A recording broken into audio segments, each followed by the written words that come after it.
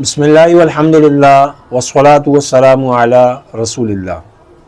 محترم سامعین، ہمارے معاشرے میں کچھ گناہ اور کچھ برائیاں ایسی عام ہیں جن کو گناہ سمجھا ہی نہیں جاتا۔ ہمارے یہاں ایک طبقہ ہے جو پکوان سینٹر کا کام کرتے ہیں، شادی ہال وغیرہ چلاتے ہیں۔ ان میں اچھے لوگ بھی ہیں اور ایک طبقہ وہ ہے جو بہت سے گناہوں اور بہت سی برائیوں میں مبتلا ہے۔ اب میں چند چیزوں کی نشاندہی آپ کے سامنے کروں گا۔ ہمیں بہت سے مواقع پر حاجت پڑتی ہے کھانا پکوانے کی، تو ہم پکوان سینٹر والوں سے رابطہ کرتے ہیں اور ہم ان کے پاس جاتے ہیں، جو ہمارا یہاں رائج ہے کہ ہم ان کو بتاتے ہیں بھائی ہمیں اتنی مقدار میں کھانا چاہیے، اس کوالٹی کا ہو، اور ساری کوانٹٹی وغیرہ جتنی ہوتی ہے ہم ان کو بیان کر دیتے ہیں۔ پھر وہ اس پر اجرت بتا دیتے ہیں، بھائی ہمارے پکانے کی فلاں اشیاء کے استعمال پہ اتنا پیسہ لگے گا، آپ کا اتنی اجرت ہماری بنتی ہے۔ ہم ان کو وہ اجرت دے دیتے ہیں، پیسے دے دیتے ہیں۔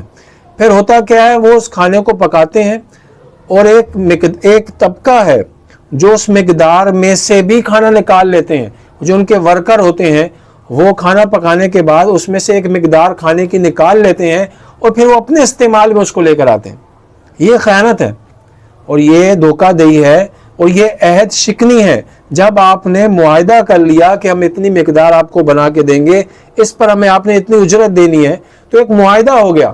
اب آپ نے اس معاہدے کو توڑ کر آپ نے اس مقدار میں سے جو چیز نکالی، آپ نے خیانت بھی کی، آپ نے چوری بھی کی، آپ نے عہد شکنی بھی کی۔ اور اللہ پاک قرآن مجید میں ارشاد فرماتا ہے وَأَوْفُوا بِالْعَهْدِ إِنَّ الْعَهْدَ كَانَ مَسْئُولًا، عہد کو پورا کرو، عہد کے بارے میں تم سے سوال ہوگا۔ حدیث پاک مسند احمد بن حنبل کے اندر رسول اللہ صلی اللہ علیہ وسلم نے ارشاد فرمایا لا ایمان لمن لا امانت لہ ولا دین لمن لا عہد لہ، جس میں امانت داری نہیں اس کا کوئی ایمان نہیں، اور جس میں عہد کی پاسداری نہیں اس کا کوئی دین نہیں۔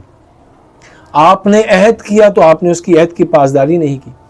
اور دوسری بات یہ کہ آپ نے دھوکہ دیا۔ آپ نے جب اجرت لے لی، اس جو آپ نے کھانا بنانا تھا، جو آپ کی محنت تھی، آپ نے اجرت لے لی، اجرت کے بعد مزید آپ کا اس کھانے میں تصرف کرنا، اس میں سے مزید یہ چیزیں نکال لینا، یہ بہت بڑا دھوکہ ہے اور یہ آپ کی خیانت ہے۔ حدیث پاک میں رسول اللہ صلی اللہ علیہ وسلم کے فرمان موجود ہے من استعملناه على عمل فرزقناه رزقا فما اخذ بعد ذلك فهو غلول۔ رسول اللہ صلی اللہ علیہ وسلم نے فرمایا کہ جس کسی کو ہم کسی کام کے لیے مقرر کریں اور اسے اس کی اجرت ادا کر دیں، تو اپنی اجرت کے علاوہ وہ جو کچھ بھی لے گا وہ غبن کے زمرے میں آئے گا، نہیں دھوکہ دہی کرنے والا ہوگا۔ ہمارے یہاں یہ عام ہے اور ہم یہ دھوکہ دے رہے ہوتے ہیں اور بغیر اجازت اس کے یہ ہم خرچ کر رہے ہیں۔ دیکھیں ہمارے یہاں ایک عرف ہے کہ ہم کھانا پکانے کے بعد اس میں سے ایک آدھ پلیٹ نکالتے ہیں، اور وہ نکالنے کا مقصد بھی یہ ہوتا ہے کہ ہم مرچ مسالہ اور جو کمی پیشی ہم اس کو صحیح کر لیں۔ وہ آدھی پلیٹ سے بھی ہو سکتا ہے کہ 2-3 بندے اس کو چیک کر لیں، کوئی کمی پیشی اس کو پورا کر لیں، لیکن ایک بڑی مقدار نکالنا جو سارے ورکر جو وہاں کچن والے ہیں اس کو کھائیں پیئیں عیش کریں، یہ کوئی طریقہ نہیں ہے اور یہ جائز نہیں ہے۔ آپ بغیر اجازت اس کے استعمال کر رہے ہیں، اور کسی کے مال میں بغیر اجازت اس طرح تصرف کرنے کے بارے میں رسول اللہ صلی اللہ علیہ وسلم کا فرمان موجود ہے۔ اس پہ وعید بیان کی ہے۔ حضور صلی اللہ علیہ وسلم نے فرمایا جو شخص پرایا مال ناحق لے گا وہ قیامت کے دن اللہ سے کوڑی ہو کر ملے گا۔ اور یہی شادی حال والوں کا معاملہ ہے کہ وہ ان کے پاس مال بچ جاتا ہے، جو کھانا بچ جاتا ہے وہ اس کو اپنے تصرف میں لے آتے ہیں۔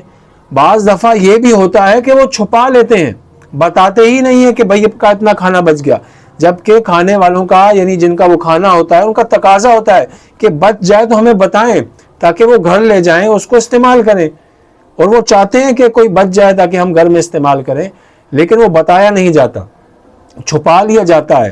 بعض اوقات ایک دیگ آدھی دیگ بچ چکی ہوتی ہے لیکن وہ گھر پہ لے جاتے ہیں اور بتایا نہیں جاتا جس کا وہ کھانا ہوتا ہے۔ یہ بہت بڑا ظلم ہے اور بہت بڑا گناہ ہے۔ اور یہاں یہ بات چلی ہے تو میں ضمناً ان لوگوں کا بھی ذکر کر دیتا ہوں کہ جو لوگ بغیر دعوت کے جو شادی میں چلے جاتے ہیں اور اس شادی کے کھانے میں ہاتھ صاف کرتے ہیں اور اس میں تصرف کرتے ہیں، رسول اللہ صلی اللہ علیہ وسلم کا فرمان ہے، ابو داؤد کی حدیث ہے، حضور نے فرمایا کہ جو بغیر اجازت بغیر دعوت کے کھانے میں گیا تو وہ چور بن کے اس دعوت میں داخل ہوا، لٹیرا بن کے اس دعوت سے نکلا۔ تو یہ بہت سی برائیاں ہمارے معاشرے میں عام ہیں۔ اللہ پاک ہم سب کو ان برائیوں سے محفوظ فرمائے، اور اللہ پاک ہم سب کو نیک اعمال کرنے کی توفیق نصیب فرمائے، خیانت سے محفوظ فرمائے، آمین یا رب العالمین۔